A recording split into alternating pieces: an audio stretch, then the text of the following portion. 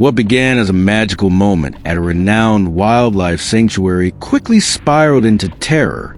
Before a cheering audience, a celebrated trainer named Claire Mason stepped into the enclosure of her most trusted companion, a mature Bengal tiger named Orca. The show, long advertised as a breathtaking demonstration of human-animal harmony, turned in an instant into a scene of chaos no one could have predicted. Claire's journey with wild animals had started in childhood. Every summer, she would visit natural reserves with her father, who was a veterinarian. She was enthralled by big cats, mesmerized by their silent strength and haunting beauty. Her room was filled with books and photographs. Tiger figurines sat perched on her shelf like silent guardians. Her goal was never in doubt. She wanted to become a wildlife behaviorist, to work with the world's most elusive predators. The sanctuary where she would later work, Seren Wild Reserve, was known for its conservation-first approach. Nestled in a remote area, it offered immersive experiences where people could witness animals in a setting designed to mimic the wild. But like all such places, it walked a tightrope between education and spectacle. By the age of 30, Claire had reached her dream. She had become the lead trainer at Seren Wild, building deep bonds with creatures most people only saw in books or behind bars. Her relationship with Orca was especially close. The tiger, a rescue from illegal captivity, had been in Claire's care for over 7 years. Together, they had developed a synchronized routine that wowed visitors and symbolized a fragile trust that could exist between human and beast. But recently, something had shifted. Orca's moods had grown unpredictable. His eyes lingered too long. His gait was different, slower but charged with a strange tension. Claire had noted the signs but chalked them up to stress or fatigue. She mentioned it casually to her team during the morning check-in. They nodded, agreeing that Orca might just be reacting to changes in weather or diet. Nothing seemed urgent. Still, Claire couldn't shake the feeling. Tigers are among nature's most dangerous hunters, silent, solitary, and lightning fast. In the wild, they dominate vast territories and survive on instinct honed by millennia. Trainers like Claire understand this. But routine has a way of softening warnings. Years of trust build a comfort zone, one that can collapse in a single heartbeat. The show that afternoon began perfectly. Orca responded to every cue, pacing in majestic arcs, then leaping through hoops and brushing past Claire with barely a whisper. The crowd clapped, dazzled by the spectacle. But Claire sensed it. Something was off. His pauses were too long, his breathing heavier than usual. She tried to reset the tone with a calming gesture, an open palm, a signal they had practiced 1,000 times. But Orca only stared back, unmoving. His ears twitched. His tail flicked. Then it happened. With no warning, the tiger lunged. He struck with terrifying speed, his massive paws knocking Claire to ground before she could react. The audience screamed as the trainers on the sidelines rushed forward, some frozen in shock, others scrambling to intervene. Orca's jaws clamped down on Claire's shoulder. The sound of tearing fabric and flesh echoed across the arena. Claire struggled, twisting beneath the weight of the 500-pound predator. Her training kicked in. Don't scream, don't panic, stay still. But the pain was excruciating. Blood pooled beneath her as Orca dragged her in a slow, deliberate circle. Every attempt to distract him failed. Staff banged on the gates, shouted commands, deployed alarms meant to trigger retreat behavior. But Orca was beyond reach. The moment stretched into a nightmare. For a fleeting second, Claire broke free, crawling toward the gate. But the tiger struck again, biting into her leg and yanking her backward. From the crowd, a mother sobbed as her child asked what was happening. A visitor fainted. It was no longer a show. It was a live tragedy unfolding in real time. Rescue teams finally arrived, using tranquilizer darts to subdue Orca. Claire was pulled from the enclosure, her body limp, her breathing shallow. She had survived the attack, but barely. Multiple surgeries followed. Her right arm had been shattered. Nerve damage left her unable to walk unaided. In the weeks that followed, Saren Wilde was forced to confront hard questions. How had this happened? Why were the warning signs ignored? And most importantly, could true wildness ever be tamed? Claire chose not to return to work. Her recovery was both physical and emotional. She gave a public statement months later, her voice shaking as she described the attack. Not in anger at the animal, but in sorrow for a system that tried to package the untamable into entertainment. But hers was not the only story. At another facility in South Africa, just a year earlier, a young handler named Mason Reed faced a similar moment of reckoning during a cheetah encounter gone wrong. Mason had spent years studying cheetahs, believing their smaller size and social tendencies made them safer to work with. But one wrong step during a group walk led to a bite that severed a tendon in his thigh. It was a reminder, size didn't equal safety. Another incident, lesser known but equally haunting, involved a lioness named Cora at a European safari park. During a training routine, she turned on her handler in front of a dozen onlookers. There were no loud noises, no apparent threats, just a snap, a decision made in an instant that left the trainer with permanent damage to his spine. Time and again, these incidents reveal a pattern.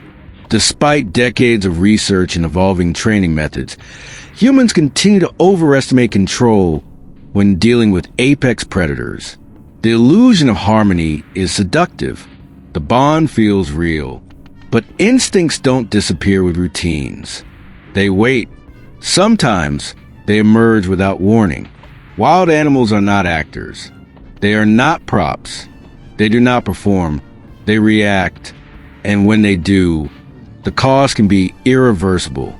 Saren Wilde has since implemented new safety protocols, drastically limiting human-animal contact during public demonstrations. Other parks have followed suit, cementing all interactive shows altogether. The landscape is shifting, driven not just by public outcry, but by hard-learned lessons etched in scars and memories. Claire's story and those like hers continue to circulate, not to fuel fear, but to inspire respect. These aren't cautionary tales for thrill seekers. They're a reminder for all of us. When it comes to nature, admiration must never blur into arrogance. The next time we marvel at the power of a tiger, a bear, or a great white shark, we should remember those who face that power up close. And we should ask ourselves, how far are we willing to go for a moment of wonder? While Claire's experience marked a significant turning point in public awareness, it was not an isolated event. Across continents and species, the line between respect and recklessness was being tested again and again. In the dense rainforest of Borneo, a seasoned wildlife guide named Elias Prado had been working with orangutans for over a decade. His approach was built on quiet observation and trust, never forcing interaction, always allowing the animals to dictate the pace. Yet, even in this hands-off environment, tragedy struck. One afternoon, Elias led a small group through a cleared observation path, where a young male orangutan named Sengo had been spotted in a tree canopy. Known for his calm demeanor, Sengo had often watched humans from a distance, sometimes even descending to take fruit from nearby feeders. But that day was different. Sengo descended without hesitation. He moved with a strange urgency, climbing down the ground and walking upright, an unusual behavior for his kind. Elias raised his hand, signaling the group to remain still. Cameras clicked. Someone whispered, "He's coming closer." Then chaos erupted.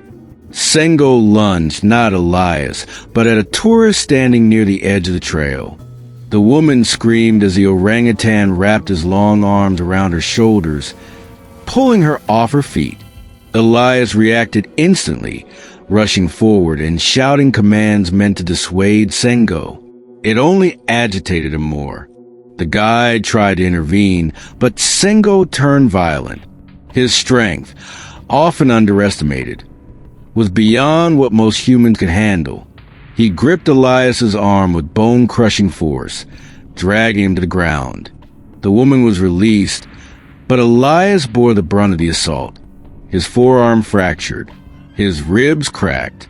By the time backup arrived and managed to lure Sengo away with distraction tactics, Elias was barely conscious. He was airlifted out of the jungle and spent weeks recovering in a hospital, followed by months of physical therapy. Sengo was later found deeper in the forest, healthy but distant. Experts speculated the attack was triggered by hormonal changes or an environmental disruption, perhaps a low-flying drone or sudden territorial stress. The incident reignited debates in the ecotourism sector. How close is too close? When does education become exploitation? And what happens when the unpredictable nature of wild animals is mistaken for friendliness? Elias never blamed Sengo. In interviews, he called it a tragic misunderstanding between worlds. He returned to the forest eventually, but never again led public treks. Instead, he became an advocate for reducing human presence in primate habitats, urging governments to scale back tourism in favor of long-term species protection. Like Claire and Mason, Elias's story became a touchstone in the ongoing reckoning with our role in the natural world. Each tale added weight to the argument that no training, no familiarity, no bond is ever enough to erase millions of years of instinct. In another case, this time involving a crocodile handler in northern Australia, a similar lesson was learned in the most brutal way. Jackie Sloan was known locally as the Croc Whisperer. Her ability to command attention from even the largest saltwater crocodiles had become legendary. She had appeared on television, given talks at universities, and helped design public shows that demonstrated both the risks and awe of working with reptiles. But during a demonstration involving a crocodile named Razor, a 16-foot giant who had been in captivity for nearly 2 decades, something snapped. The show began with Razor emerging from the water, lured by a bait pole. Jackie stepped forward, her stance confident, speaking into a mic headset about Razor's incredible bite force. She crouched, extending her arm with a signal, something they had done hundreds of times before. Razor lunged. The movement was so fast that no one saw it coming. His jaws clamped down on Jackie's leg, dragging her into the shallow pool with terrifying ease. Water splashed. The crowd shrieked. Trainers rushed in with poles and noisemakers, trying to disorient the reptile. But crocodiles, unlike mammals, don't respond to commands or calls. Their brains are wired for instinct and execution. Jackie was twisted in a death roll, her legs snapping at the knee. Blood clouded the water. A fellow trainer managed to wedge a pole into Razor's jaws, buying just enough time to pull Jackie out. Her screams were gut-wrenching. She was rushed to surgery, where doctors were forced to amputate below the knee. Her career ended that day, but her voice only grew louder. She later appeared in a documentary where she spoke candidly about the dangers of framing apex predators as cooperative creatures. "You don't work with crocodiles," she said. "You survive them every day until you don't." These stories began weaving together into a darker tapestry, a collection of experiences that stripped away the glamour of wildlife shows and replaced it with sobering clarity. In each case, the pattern was unmistakable. Years of calm interactions lulling trainers into false confidence, only for that illusion to collapse in an instant. By the time public pressure began to mount, Institutions were already beginning to shift. Some canceled performances entirely. Others transitioned to observation-only exhibits. Laws were drafted in multiple countries, restricting direct contact with dangerous animals and investing in sanctuaries that favored animal welfare over profit. Still, change was slow. For every sanctuary that evolved, another popped up chasing viral moments and online fame. Trainers like Claire, Elias, Mason, and Jackie became reluctant symbols. Not failure, but the cost of ambition unchecked. Their injuries, their trauma, their stories served as warnings louder than any safety manual could offer. And yet, fascination endures. Even now, people gather the edges of enclosures, staring into the eyes of creatures powerful enough to kill with a glance. We marvel at their grace, their strength, their wildness. But the question remains, at what point does our awe become a threat? As long as we continue to step into their world without truly understanding the risks, there will be more stories, more names, more warnings etched in scars and silence. Where is he? I can't see him. Look harder. Under the water, he's not letting go. Call 911. Get the divers now. The crowd was still cheering. Most didn't realize what they had just seen. But for the trainers closest to the tank, the horror was immediate. One of their own was gone, dragged below the surface.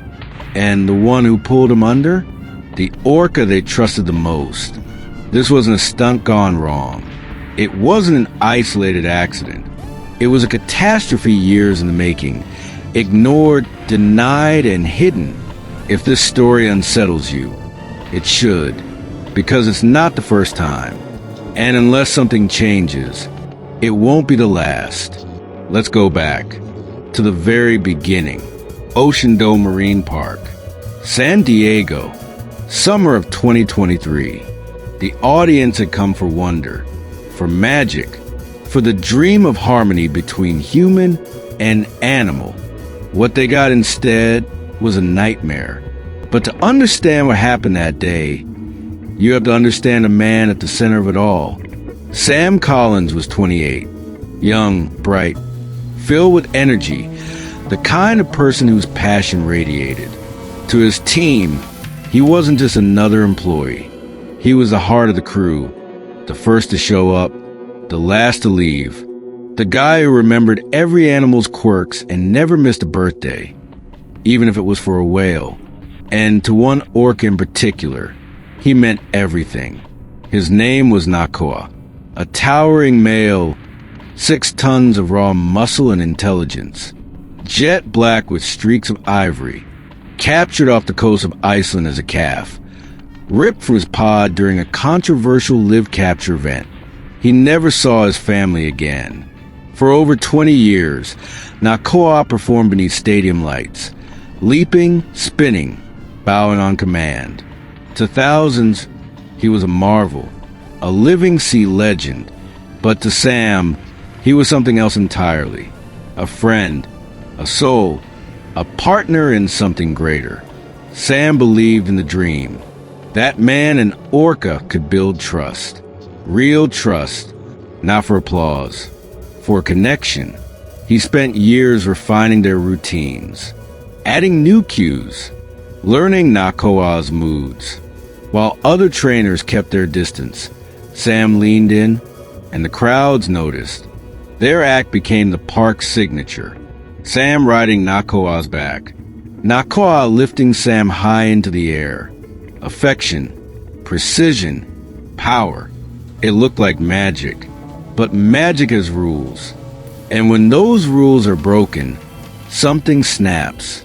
Behind the applause were whispers, whispers of change, of tension, of danger. Nakoa had started behaving differently. In July, a month before the attack, he lunged at a junior trainer during feeding. His jaws clamped inches from her arm. It was brushed off, just play. No injuries. But the tension? It lingered. He began refusing commands, ignoring even Sam's most familiar signals, slapping his tail violently, circling the tank in frenzied loops, and then refusing to eat. 2 senior trainers asked to be reassigned. One quit altogether. Another filed multiple safety complaints, each one answered by silence or bureaucracy. Then came the memo, 2 paragraphs, internal use only. Until further notice, limit all close contact routines with Nakoa. Trainers are to remain on the stage platforms. But the memo never reached Sam. Some say it was buried. Others say he knew and chose to trust a bond. Whatever the truth, the result was the same. The signs were there. The red flags waved. And yet, the show went on. August 14th, 2023. A day that began like any other. The stands were full. Over 800 spectators. Families, tourists, kids waving foam fingers. Phones out, smiles wide. At 2:15 p.m., the announcer cued the finale. The rocket hop. Sam Collins, center stage. Wetsuit, barefoot, a practice routine. He gives a wave, dives into the water. The crowd leans in. Nakoa circles below, massive, precise, powerful. On signal, he surges upward. But this time, he doesn't lift Sam. He collides with him. Hard. Sam spins in the water. From the stands, it looks choreographed. But backstage, trainers leap to their feet. Sam tries to regain control, swimming toward center, signaling for a reset. Then, Nakoa turns, clamps his jaws around Sam's torso, and pulls him under. Text overlay, 2:18 p.m. Visual, screams. Trainers rushing. Red water. The music cuts out. Alarms blare. Divers mobilize. Emergency whistles scream through the arena. The Orca surfaces again. Sam still in his jaws. He thrashes. He dives. He erupts again. Sam limp in his grip. 7 minutes. That's how long it took to get Sam back. But by then it was over. He was declared dead at 2:41 p.m. on the stage where he had once danced. By the time evening fell over Ocean Dome, the story had already escaped the park's gates. News choppers hovered above the stadium. Reporters swarmed the parking lot. Social media feeds exploded with footage, blurry, shaken clips taken by horrified guests. Whale kills trainer during live show. Blood in the water. Screams in the crowd. What really happened to Sam Collins? Ocean Dome's official response? A single paragraph, released near midnight. We are deeply saddened to confirm the loss of a valued team member following an incident during today's performance. Out of respect for the family and ongoing investigation, we will not be commenting further at this time. No mention of Nakoa, no mention of warnings, no accountability. But behind the scenes, the scramble had already begun. Legal teams drafted NDAs. Trainers were told not to speak. Emails disappeared. The daily show schedule was quietly wiped from the website. Sam's name gone. But the internet doesn't forget. By the next morning, audience footage had gone viral. In one clip, you see Nakoa breach, Sam still in his jaws. In another, a child sobs into their mother's arms. Emergency sirens wail in the background. Hashtags explode across Twitter and TikTok. Hashtag justice for Sam. Hashtag free Nakoa. Hashtag shut it down. Protests began within 48 hours. Dozens of activists rallied outside Ocean Dome, holding signs painted in red. Captivity kills. Blood in the water. Silence is complicity. Some were longtime advocates. Others were local parents who'd once brought their kids to the same show. Many had seen the footage, heard the screams. Inside the park, executives held emergency meetings. No press conferences, no apologies. But one thing quietly changed. Nakoa disappeared.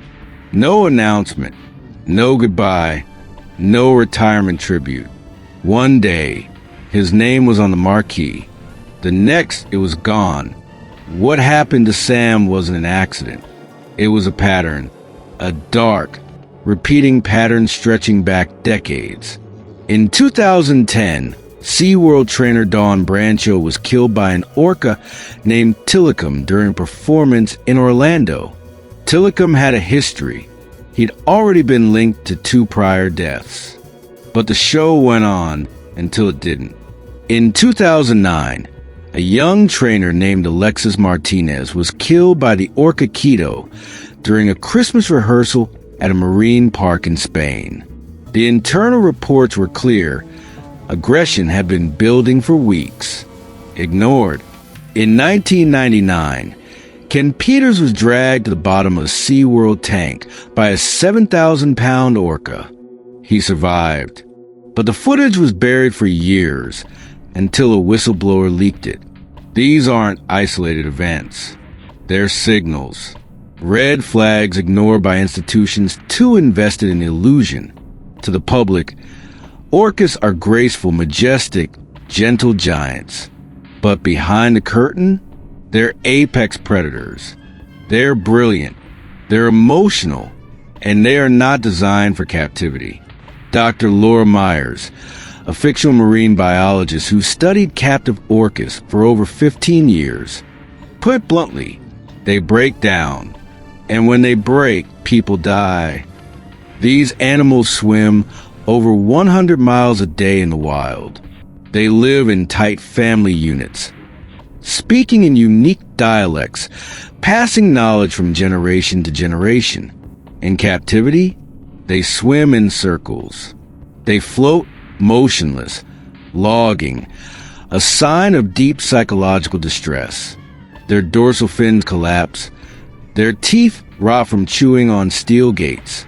Some bash their heads against tank walls. Others stop eating. They become ghosts, alive but not living. Nakoa had spent 22 years in tanks.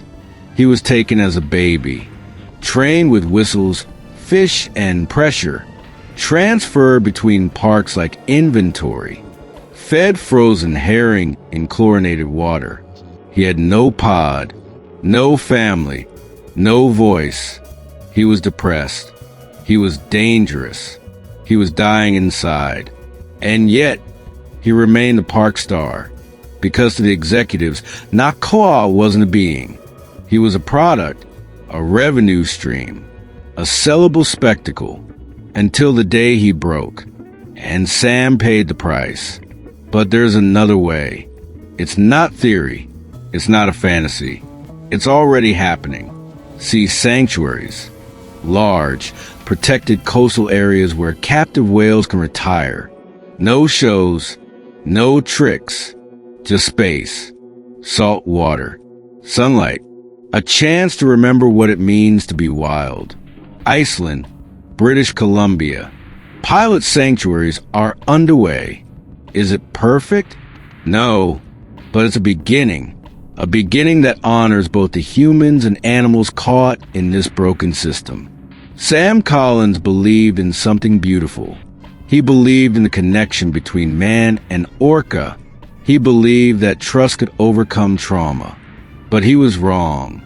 Not because he didn't love Nakoa, but because love can't fix a system built on captivity and control. Sam didn't die because of a rogue whale. He died because the system refused to listen, ignored the signs, dismissed the warnings, silenced the voices that tried to speak up. Now we speak for him. This isn't just a story. It's a call to action. You can help. Support the movement for sea sanctuaries. Demand transparency for marine parks. Educate others.